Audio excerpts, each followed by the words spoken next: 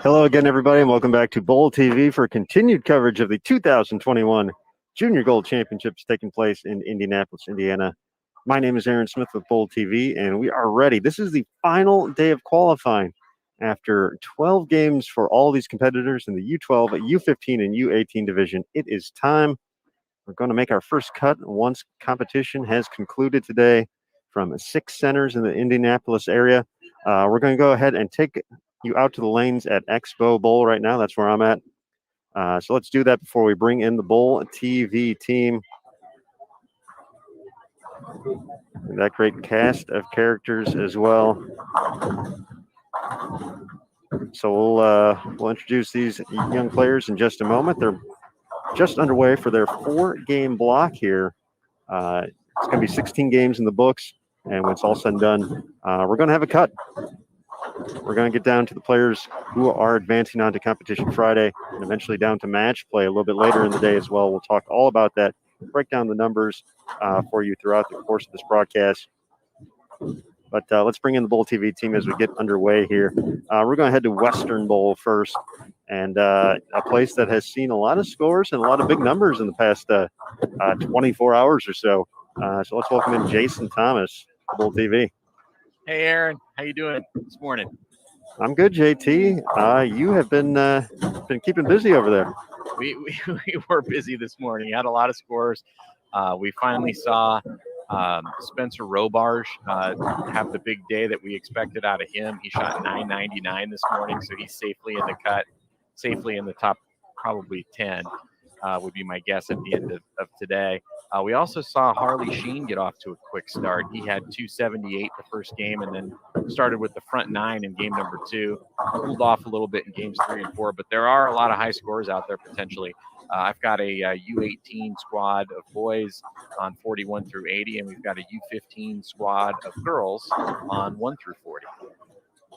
That's exactly what we have going on here at Expo. One part of the house, U18 boys, that's what we're showing right now on the Expo channels, and then U15 girls also competing. Let's go to All-Star Lane, see what Curtis Von Kruger has going on. Curtis, hello. Hello. I have U12, as we have all week. Some excitement happening over here, though. We have a new leader coming into today. A young man that had a big day through the front 9, ended up with a 276, pulled a 922 for his block. Jacob Dunbar. And after a quiet or a slow day for Mateo Quintero, Jacob has taken over the lead at 62 over. Mateo is actually only at 31 over after having been 156 over at one point in time. So we'll look to see if Mateo can bounce back. But U12 boys on the low end, U12 girls on the high end. That's pretty good scores here. A couple 2-0s in the early blocks, but looking to see some more action here today. All right, and the final member of our broadcast crew, potentially saving the best for last, Mike Flanagan of Inside Bowling. Hello, Michael. You're just trying to make up for bringing me in fourth every single time, Smith. I see what you're into there. Mike, how's it going over there? It's going wonderful. I've had a great morning. I actually went and got a haircut on the break, so I'm feeling really good. A couple pounds lighter. No, I can't tell. I appreciate that very much, Curtis. By the way, I think we should tell our Bowl TV family that today is Curtis's birthday, everybody. Yeah, Curtis's birthday. Happy birthday, buddy. Happy birthday, Curtis. I get the best birthday present I can imagine, a fun day of exciting bowling. It's going to be a good time. I hope they'll throw me some birthday strikes. Yeah, I hope so too, man. And over here at Strike Force, the center of awesomeness, things are going well. We've had U15 boys this morning, U15 boys right now. So our 4 channels on Bowl TV down below. We'll show you the 4 different channels that we have. We have lane 9 through 24 like we've had all week. And yesterday was moving day. Today is solidify day and squeeze day, because there's going to be some players out there going to be real close to that cut number. They are going to be squeezing it a little bit today. It's a matter of what you can do down the stretch under pressure to make it into this cut. In my division, I call it my division. That's who's bowling in this bowling center right now. The U15 boys were looking to cut from 630 to 90. 630 to 90. Just like your hair. Yes. Wow. Yes. My hair is more like the U12 girls division. That's true. 92, cutting down to 14. Yep, that's about mine. Yep. Well played, sir. Well played. And then Curtis and Aaron, of course, are the U18 boys. Yeah, 1166 down to 167 and 558 down to 80. All right, with that, I'm just going to take it full screen before we continue. There we go. All right, we're going to head off to lane 63 through 66 and Expo side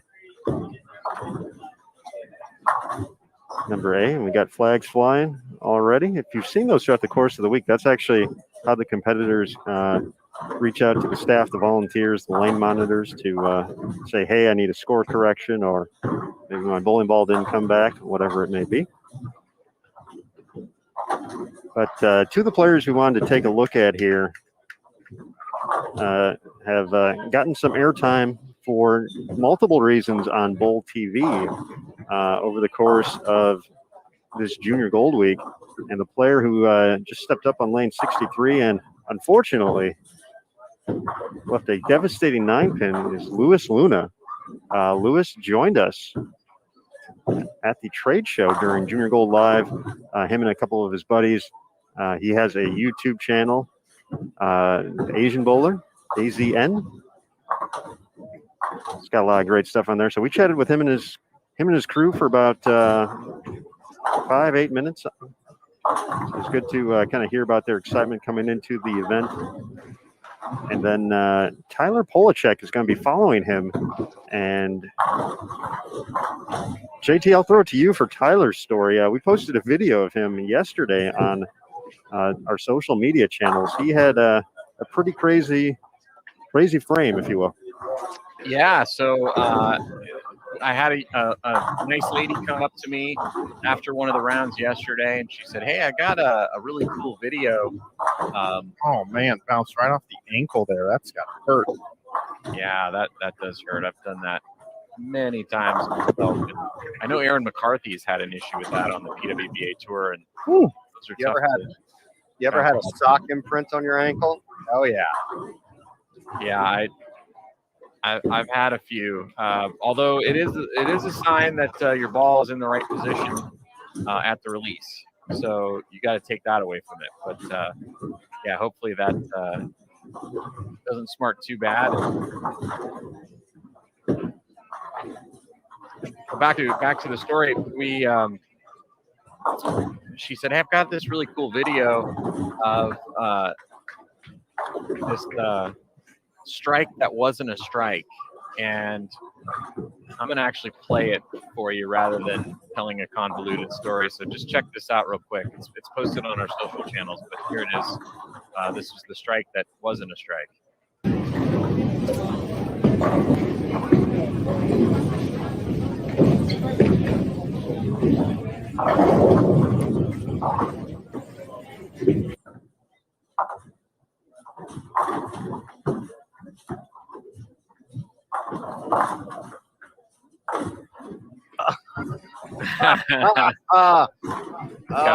Gotta love the reaction. We're not laughing at him. We're laughing with him. That's a painful one. 2-pin bounces off the sidewall and takes the 4-pin spot there. Those kind of hurt. I feel like you throw a good shot. Yeah, I mean, you work, you grind it out. Lanes are difficult, and you finally throw one good, and that happens. So Tyler has gotten a couple hits here, 3 out of 4 to kick things off. bowling can be a cruel sport.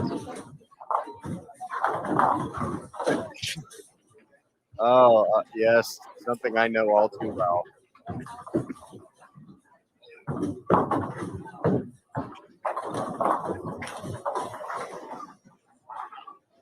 seen a lot of interesting things happening in videos posted to social. We had a Greek church picked up yesterday.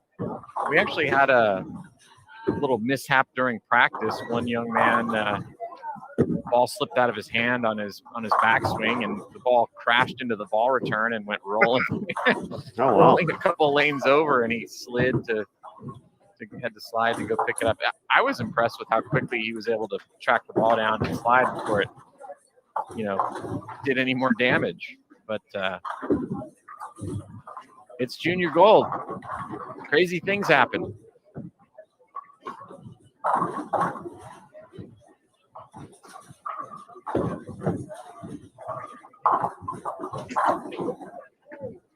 Well, the other bowlers joining us here in our featured pair. This is Expo 63 and 66. Over on 63 and 64, it looks like Logan Probst looking to convert the spare there. No problem. Kyle Toyas off to a nice start. He's going to be up in the red jersey on 65. I believe we've seen him as part of a USA bowling show in the past. Noel Jackson stepping up on lane 64 with the cool looking jersey there. Shout out, of course, to I Am Bowling, powered by Logo Infusion, the official jersey provider of the Junior Gold Championships. Noel gets the hit, gets that 10 pin out of there. Lewis Luna will be up far left of your screen. Jackson Wagner will be up far right in a moment.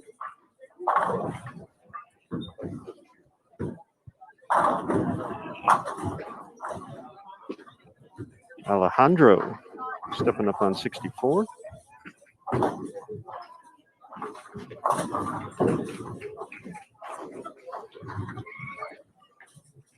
Nicholas Schwind on 65. Tyler back up and added again on 63. Pace of play moving right here. These guys, get that hit, Tyler.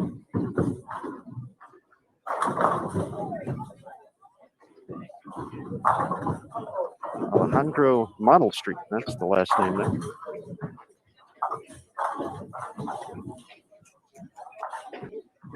You were talking about the flags earlier. I remember when I bowled youth and even adult tournaments and stuff, people would always tell me, hey, can you go flag down a scorekeeper for me? But I never actually really ever did it because there was never any flags. Here you actually get the flag down a scorekeeper. This is true.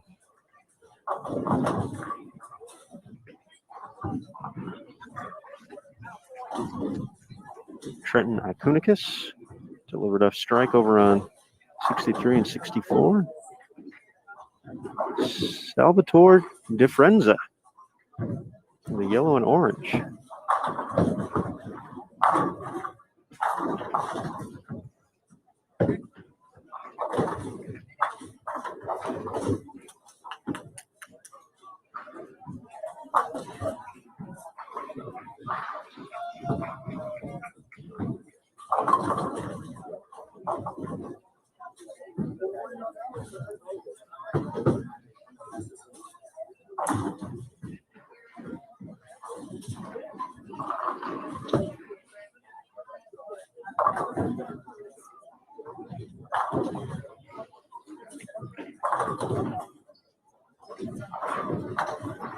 Zach Ducart going to be stepping up here.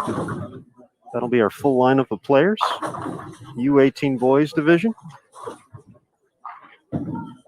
Once again, folks, for joining us here on BowlTV.com, you already know the scoop. You're at the right place to be throughout the course of the week, leading all the way until the step ladder finals here at the Junior Gold Championships, the U12, U15, and U18 finals taking place this Saturday. Live broadcast on BowlTV.com.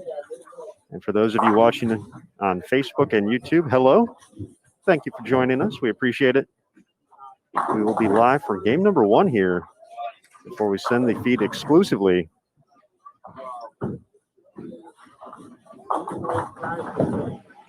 BowlTV.com. A few different options to check it out. You can buy an event ticket. So just like buying a ticket to watch a basketball game, a football game. $14.95 the price for that. That gives you access to watch the coverage as it's happening. You can purchase a monthly recurring subscription for $9.95, so a couple bucks less. But that gives you access to the whole site. So not only the live coverage, but archived events, on-demand content, and more. The PWBA Tour. And then an annual recurring subscription, $79.95. You get the same perks as the monthly, except for the entire year.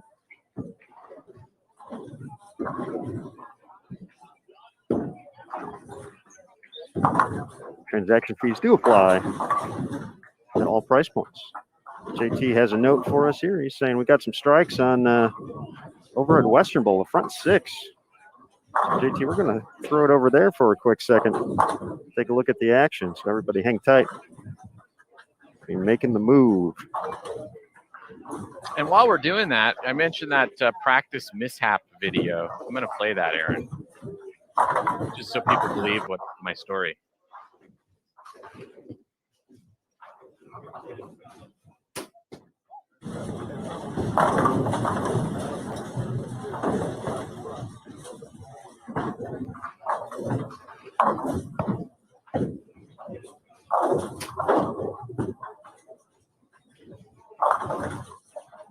I mean, you know, when you do something like that, it's of course embarrassing. But then when you make up for it by doing the slide across 2 lanes and grabbing the bowling ball, I was impressed. I'm not sure what to think about that. It was an impressive move. It was scary first, obviously. Yeah. See the ball go up like that, and obviously from our vantage point, we're not sure where it's going. Right. But yeah, to have the quick reflexes to make the move to say, hey, I got to redeem myself here, make the move, and then the slide. The slide was the nicest part. That was taking advantage of the approaches there at Western. It was like the peak of awkwardness and then the peak of athleticism, all within about a 3-second span. Well, he ended with the right one then. So yes, right. It's not how you start, it's how you finish. That's right. That's right. And speaking of somebody who wants to have a good, strong finish, if you're interested in catching the U12 leader, he's on one of our featured pairs, 1920, 21, and 22. That is Channel 3. Go ahead, check out Jacob Dunbar playing up the twig with some sanded urethane. I just saw him absolutely demolished. So he's looking to continue his outstanding bowling from yesterday. Again, bowling a 276 to end his qualifying day, 922 block total. So go check him out, Channel 3. Wow. Here at All-Star. Leo Chin with Stone 9 to end his run for 300. Great shot.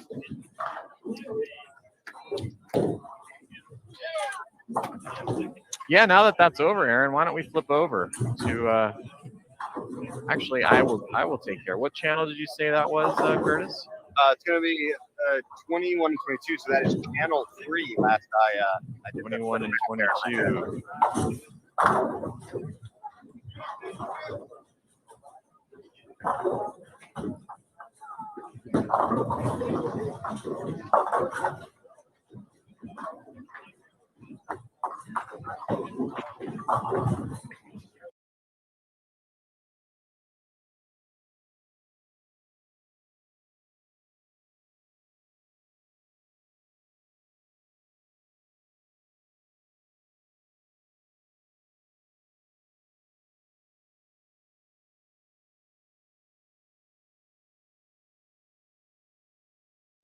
Throws the ball. Lefty. I think you're gonna like this one, JT. Look at that. Whoa! Yeah. Kind of got the Brandon Bone whip Yeah, at the bottom. absolutely. Put some power into that ball. Watch me whip. Watch me, nay, nay. Watch me whip, whip, whip. There's Watch me, nay, nay. There was Jacob right there. He's actually wearing a Stars and Stripes jersey. Kind of misses the head pin there, but strong two-hander. He had the crowd going yesterday. Obviously, string 9 in a row here at Junior Gold is pretty incredible. Actually threw a really good shot in the first hit in the 10th and just kind of left a 4 pin, unfortunately, as he takes the 2 and the 4 off the 1.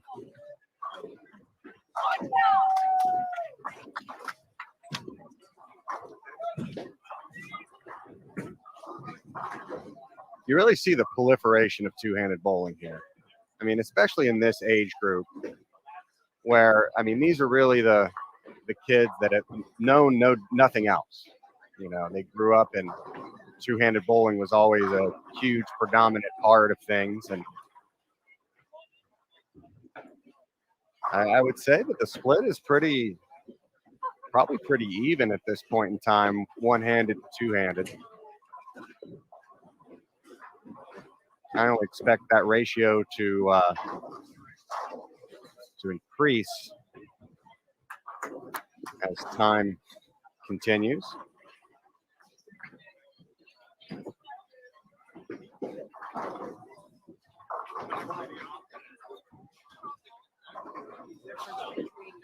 Uh-oh. Got a lane hanging bananas, as they like to say.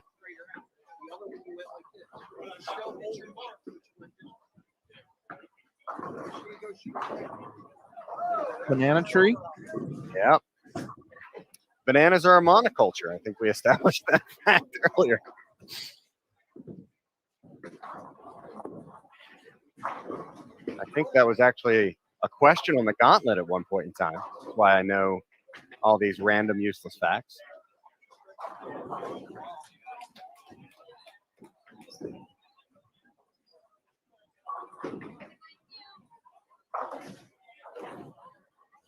Nice 10-pin pick there by young guy in the blue shirt. We're going to see Jacob here. Get a good look at him coming up on lane 21.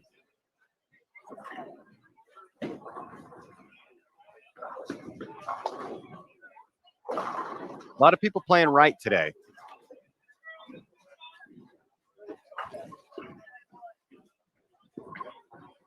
Yeah, that is the place to play for sure. I mentioned Harley Sheen get off to a quick start this morning, 270, and then in the front 9, he was playing way right.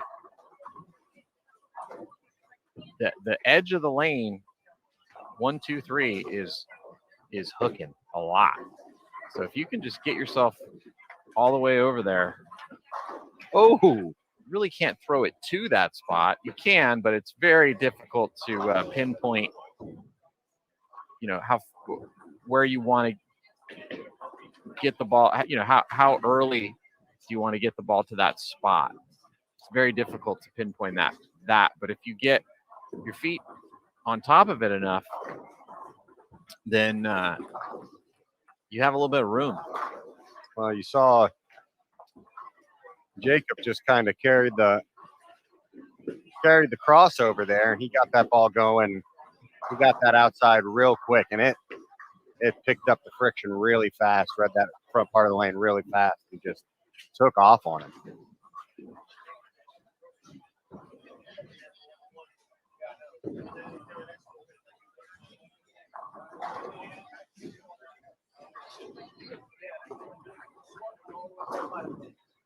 But I look at things and I think about really how important keeping your head in the game here is. You know, as Mateo Quintero had a pretty rough showing yesterday for his standards. Shot a 682 for the day. Obviously not the worst, but you know, when he had come out with such a big block, and now all of a sudden that cushion that he had to first just evaporated. But you can't let that get in your head. You got to just kind of focus on the moment and and just execute. Now Jacob Dunbar is in the leading seat. He's in the driver's seat right now, and we're going to see if he can rise to the occasion and put some big numbers up here today as we start to head into the cut round. You want to get as many, obviously, my John Madden statement of the day is you want to get as many pins as you can, Jason. You want to get as many pins as you can. Yeah, that is the object of the game. Just knock pin down. That's all you got to do. We did a bit for a show called The Bowling Center a few years back, and we tried to do funny things on that show. And one of the things we used to do prior to that show was we would go down in the bowlers area during the warm up between the TV shows, and we would get the sound bites of the ball reps and coaches talking to their players before they would go on television. And we got a particularly boring set of of footage in this one show, and we said, well, why don't we just make this like a silent movie and dub in the lines of what they're saying. Oh, nice. And so the lines we put in were things like, I think you should try throwing it in the gutter. And then the response was, well, isn't that going to make me lose? No, I think it might surprise your opponent and throw them off. Just but all the jokes were basically a play on how the object of the game is to get the most pins. Did you guys slightly speed up the movie so you can kind of get that that classic? Yeah, we put a filter on it, made it look like a silent movie. Nice. I gotta check that one out. The one tricky part of that whole episode was I couldn't find a royalty-free piano music for yeah, and I kept getting flagged on YouTube for copyright, and I was like, I know this is a royalty-free piece of music. Anyway. Uh-oh. You need to have a better conversation with the rights clearance department. Which is of you. I feel like the rights clearance department is a little bit arbitrary with their enforcement.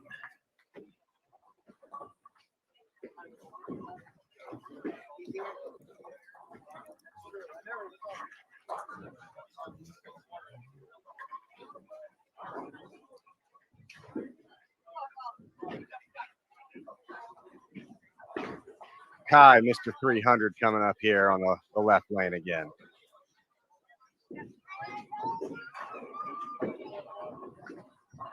He's got an AKA now on there. Oh, yeah, it definitely has the Michael Hollyman / Brandon Bone quick release. Both not too bad of a players to have comparison to. Obviously, Michael Holloman's made a couple of shows already. But it's almost like the hand is open at the top, and then with full extension on the arm, and then he just kind of whips it through and then cups it at the bottom in just one quick motion, then uncups. Yeah. So we've seen Jacob Dunbar here now. He's pretty much missed the head pin right, and then went runaway Brooklyn left. What kind of adjustment do you think he needs to make here? Because it just seems like if you're doing that, either you're really throwing the ball bad, or your margin of error is way too slim, and you got to find area somewhere else. Yeah, I personally think the part of the lane that's the most playable and tame is as far right as you can get. So this would be a situation where he takes urethane and moves right. I don't even know if urethane's necessary.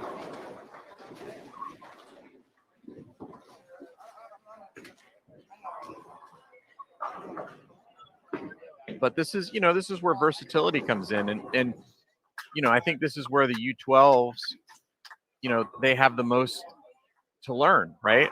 Absolutely. They're probably really good at doing something they like to do. And then when they're asked to have to do something a little different, they just haven't had the experience of having to bowl on enough patterns yet to understand I have to make this move. I have to do this. So this is how you learn, though. It's what makes these tournaments so valuable. Just puts into stark focus your strengths, your weaknesses. It has a way of bringing those out into the forefront. Let's see how he does it here. He just comes up a little high, not a horrible shot. Maybe he can make the adjustment off of that one. Yeah, not a bad shot. It's just that he doesn't have a lot of room for error where he's playing. No, not at all. I mean, that one was pretty close, maybe just a touch in, and it goes a little too high to strike. And when you're in his position, really, it is really about just trying to hit the head pin and make your spares, leave makeable spares on the deck. And but he's been getting himself in a lot of trouble with some washouts here early. So maybe a strategy change is in order. Okay, I finally figured out what Kai's shirt says. Oh, come on, Messenger. Popcorn. Kai, aka Popcorn. I've got to figure out what that means, how he got that nickname. I think it's because, when you watch him, you just pop up some popcorn and you just sit back and watch and enjoy it. It's like watching a good movie. Yeah. You know what? I like that. I like that theory. Nice quick cover there on the 7. As he finishes up this game.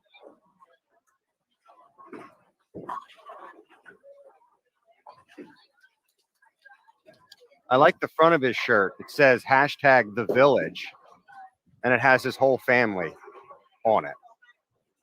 Kind of a nod to community and family, and obviously that's something we like to talk about here on the show, that bowling is kind of a village and a community like that. So love that.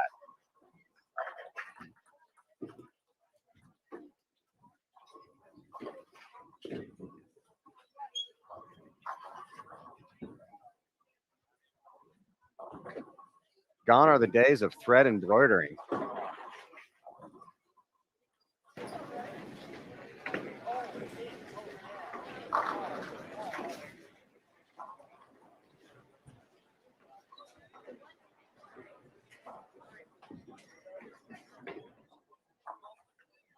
Wow. Looks like there's some major OB there in that center. Yeah.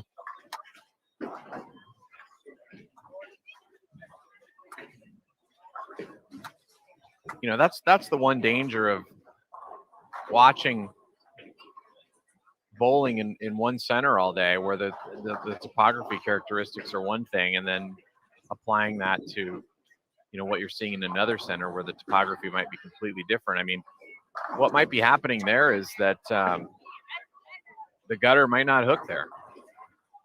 There are certain bowling centers and certain pairs within certain bowling centers where the gutter just doesn't hook.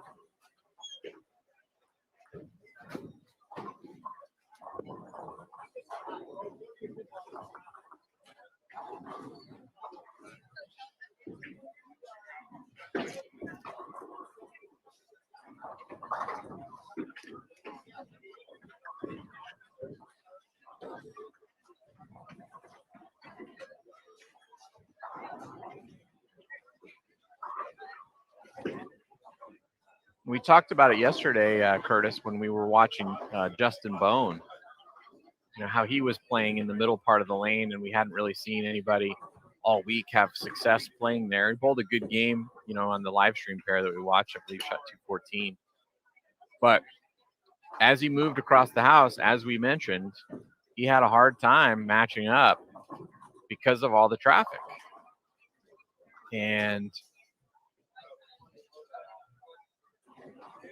consequently had a rough day. And he did okay. I think, he didn't shoot himself out of the tournament. He certainly well in position to make the top 16. But, there's a reason why when we watch this bowling all day, and believe me, we're watching a lot of bowling. If you don't see somebody having success from a certain part of the lane, it would take an extremely outstanding performance for somebody to overcome that.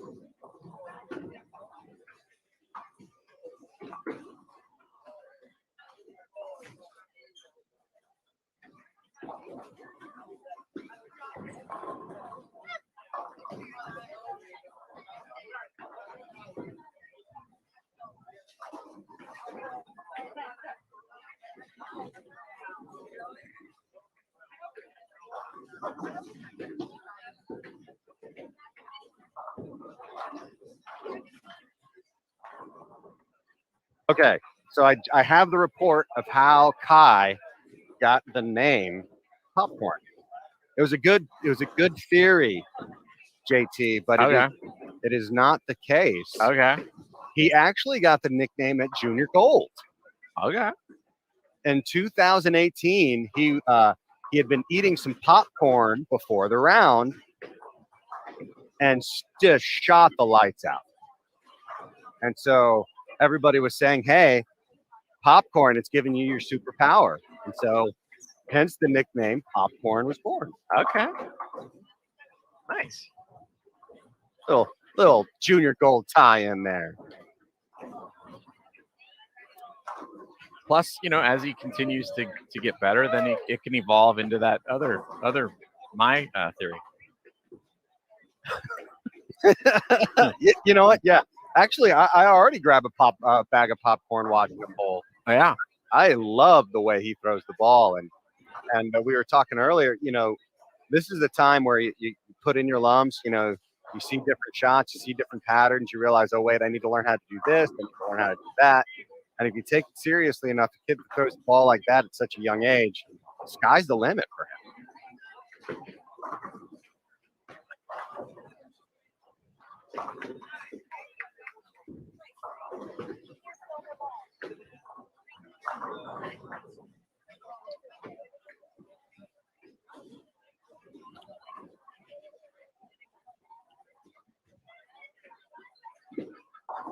It looks like we are concluding the first game of the 11:30 block. What that means is it's time to say goodbye to our Facebook and YouTube watchers right now, as you got a little bit of a hope you grabbed some popcorn and got a little enjoyment out of your preview here. But if you want to fill up your bag and continue to watch some of this great bowling, hop on over to Bowl TV.